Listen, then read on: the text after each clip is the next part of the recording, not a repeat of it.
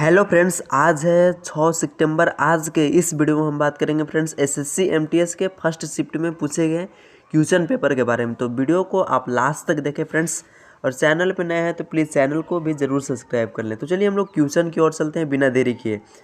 आपका पहला क्वेश्चन है, आपका पहला क्वेश्चन पूछा गया है, जब वातावरण में कार्बन डाइऑक्साइड में वृद्धि हो जाती है तो इसके कारण खाली स्थान होती है। जब वातावरण में कार्बन डाइऑक्साइड की वृद्धि हो जाती है तो फ्रेंड्स वातावरण में क्या होता है, तो आपके पास ऑप्शन दिया हुआ है। जिस क्वेश्चन का आंसर जानेंगे, बिल्कुल सही जवाब है friends option number D, warming इसका बिल्कुल करेक्ट आंसर होगा। तो चलिए हम लोग नेक्स्ट क्वेश्चन की ओर चलते हैं। क्वेश्चन नंबर है आपका सेकेंड।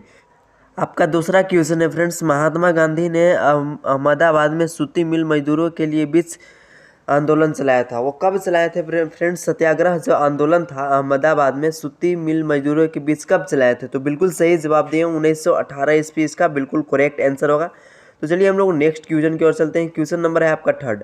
क्वेश्चन नंबर थर्ड देखिए आपसे क्या बोल रहा है, निम्नलिखित में से किस महासागर में टोरेस्ट जल डमरू मध्य स्थित है? यानी निम्नलिखित में से किस महासागर में फ्रेंड्स आपका टोरेस्ट जल डमरू स्थित है? तो बिल्कुल सही जवाब है आपका ऑप्शन नंबर, इसका ए बिल्कुल करेक्ट आंसर होगा, प्रशांत महासागर। तो चलिए हम लोग नेक्स्ट क्वेश्चन की ओर चलते हैं। क्वेश्चन नंबर थर्ड देखिए आपसे क्या पूछ रहा है। क्वेश्चन नंबर चौथा देखिए आपसे क्या पूछ रहा है। क्वेश्चन नंबर आपका चौथा है फ्रेंड्स, वार्षिक सूरज कुंड शिल्प मेले की मेजबानी निम्नलिखित में से कौन सा राज्य करता है? यानी वार्षिक सूरज कुंड जो शिल्प मेला लगता है फ्रेंड्स, वो उसकी मेजबानी कौन करता है? तो बिल्कुल सही जवाब है हरियाणा, ऑप्शन नंबर ए इसका बिल्कुल करेक्ट आंसर होगा। तो चलिए हम लोग नेक्स्ट क्वेश्चन की ओर चलते हैं। क्वेश्चन नंबर है आपका पांचवा। क्वेश्चन नंबर 5 देखिए आपसे क्या बोल रहा है, in era of darkness the British empire in India नामक पुस्तक के लेखक कौन है? यानी the an era of darkness the British empire in India का नामक पुस्तक के लेखक पूछ रहा है फ्रेंड्स। तो बिल्कुल सही जवाब है शशि थरूर, इसका बिल्कुल करेक्ट आंसर होगा ऑप्शन नंबर ए। तो चलिए हम लोग नेक्स्ट क्वेश्चन की ओर चलते हैं। क्वेश्चन नंबर है आपका छठा क्वेश्चन देखिए आपसे क्या बोल रहा है, निम्नलिखित में से कौन सा अलाउद्दीन खिलजी के दरबारी कवि थे? यानी अलाउद्दीन खिलजी के दरबारी कवि कौन थे फ्रेंड्स, जिन्होंने प्रसिद्ध कविता हस्त बहिस्त लिखी है? यानी हस्त बहिस्त कौन लिखा है फ्रेंड्स? जो अलाउद्दीन खिलजी का दरबारी कवि था वो कौन थे फ्रेंड्स? तो बिल्कुल सही जवाब है आपका अमीर खुखरो, इसका ऑप्शन नंबर थर्ड बिल्कुल करेक्ट आंसर होगा। तो चलिए हम लोग नेक्स्ट क्वेश्चन की ओर बढ़ते हैं। क्वेश्चन नंबर है आपका 7। क्वेश्चन नंबर 7 देखिए आपसे क्या बोल रहा है। क्वेश्चन नंबर 7 देखिए आपका क्या है, भारत और पाकिस्तान के बीच निम्नलिखित में से किस समझौता को नेहरू लियाकत समझौता के रूप में जाना जाता है? यानी कौन से समझौता को फ्रेंड्स आपको नेहरू लियाकत समझौता के रूप में जाना जाता है? तो आपके पास 4 ऑप्शन है स्क्रीन में फ्रेंड्स, सोचकर कमेंट सेशन में इसका आंसर ज़रूर कमेंट करें। तो बिल्कुल सही जवाब है आपका फ्रेंड्स 7th नंबर का ऑप्शन नंबर बी, इसका बिल्कुल करेक्ट आंसर होगा। अल्पसंख्यकों की सुरक्षा और अधिकार को लेकर भारत और पाकिस्तान के बीच समझौता, ऑप्शन नंबर बी इसका बिल्कुल करेक्ट आंसर होगा। तो चलिए हम लोग नेक्स्ट क्वेश्चन की ओर चलते हैं। क्वेश्चन नंबर है आपका 8वां क्वेश्चन देखिए आपसे क्या बोल रहा है, टेबल टेनिस की उत्पत्ति कहाँ से हुई थी? जो टेबल टेनिस खेल है फ्रेंड्स उसकी उत्पत्ति कहाँ से हुई थी?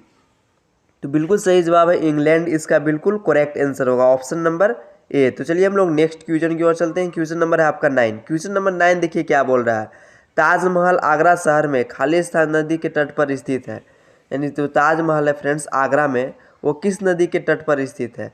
तो बिल्कुल सही जवाब है आपका यमुना नदी, इसका बिल्कुल करेक्ट आंसर होगा option number third, option number D. तो चलिए हम लोग नेक्स्ट क्वेश्चन की ओर चलते हैं। क्वेश्चन नंबर है आपका 10वां। क्वेश्चन नंबर 10 देखिए आपसे क्या बोल रहा है, किस देश के भीतर उत्पादित सभी अंतिम वस्तुओं और सेवाओं के मूल्य को क्या कहा जाता है? यानी किसी देश के भीतर उत्पादित सभी अंतिम वस्तुओं और सेवाओं के मूल्यों को क्या कहते हैं हम लोग फ्रेंड्स? तो ऑप्शन दिया हुआ है जीडीपी, आईएमआर, वेट, उसके बाद जीएसटी, 4 ऑप्शन दिए हुए हैं, सोचकर कमेंट में आंसर बताएं। तो बिल्कुल सही जवाब आपका फ्रेंड्स जीडीपी के अंतर्गत आता है, ऑप्शन नंबर ए बिल्कुल करेक्ट आंसर होगा। तो चलिए हम लोग नेक्स्ट क्वेश्चन की ओर चलते हैं। क्वेश्चन नंबर है आपका 11वां। 11 क्वेश्चन देखिए आपसे क्या बोल रहा है, सिंधु नदी संधि 1960 के अनुसार भारत सिंधु नदी प्रणाली का कितना पानी इस्तेमाल कर सकता है।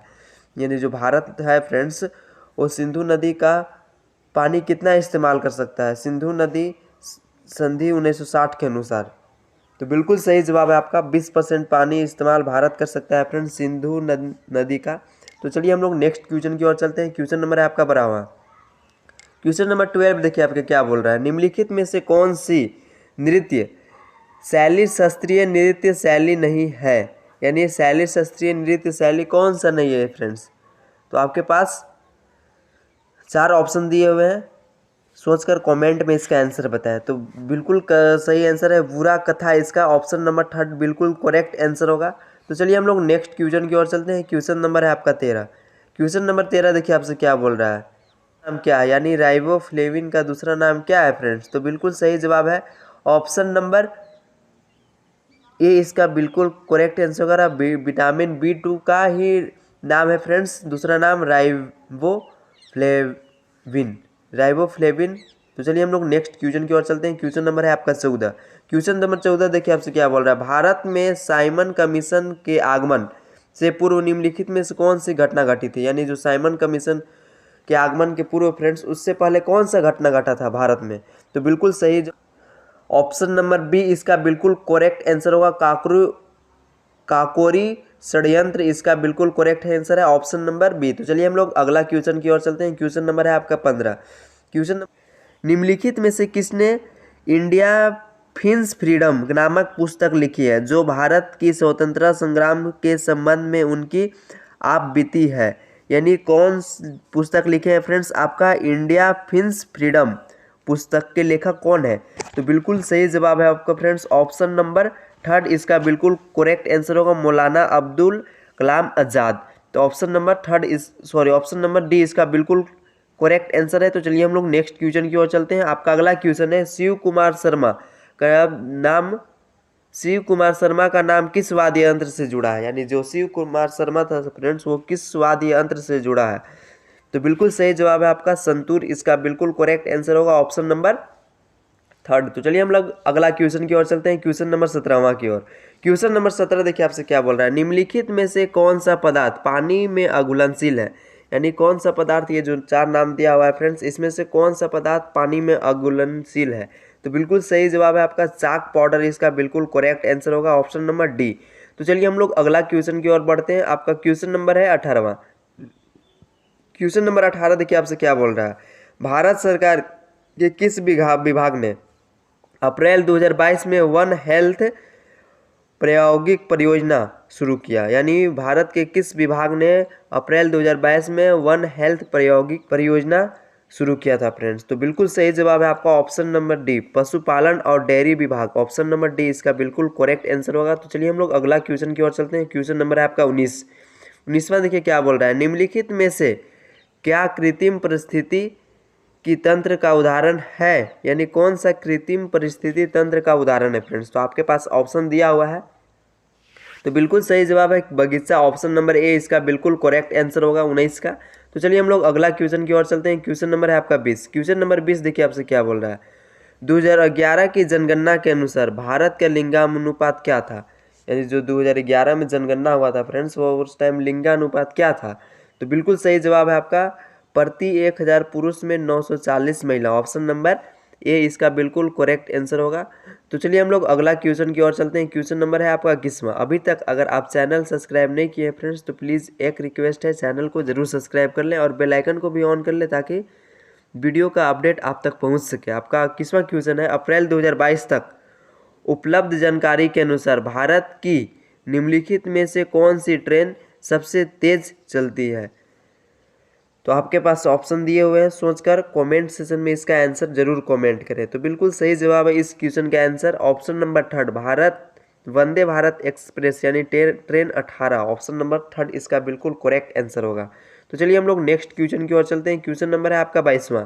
क्वेश्चन नंबर 22 देखिए आपसे क्या बोल रहा है। सरकार द्वारा खाली स्थान से लड़ने के लिए अंत्योदय अन्न योजना का शुरू किया गया था फ्रेंड्स। तो बिल्कुल सही जवाब है गरीबी, इसका बिल्कुल करेक्ट आंसर होगा ऑप्शन नंबर ए। तो चलिए हम लोग अगला क्वेश्चन की ओर चलते हैं। क्वेश्चन नंबर है आपका 23वां। क्वेश्चन नंबर 23 देखिए आपसे क्या बोल रहा है। निम्नलिखित में से किस व्यक्तित्व जिसे स्नेह भरे उपनाम नाइटिंगेल ऑफ इंडिया के रूप में जाना जाता है और उनका फरवरी 2022 में निधन हो गया था, यानी नाइटिंगेल ऑफ इंडिया के उपनाम से हम लोग किसे जानते हैं फ्रेंड्स?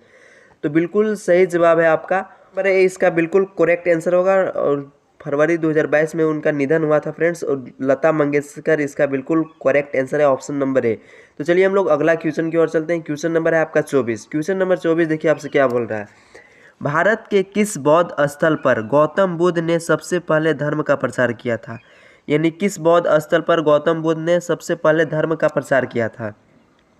तो बिल्कुल सही जवाब है आपका ऑप्शन नंबर डी, सारनाथ इसका बिल्कुल करेक्ट आंसर होगा। तो चलिए हम लोग लास्ट क्वेश्चन की ओर चलते हैं।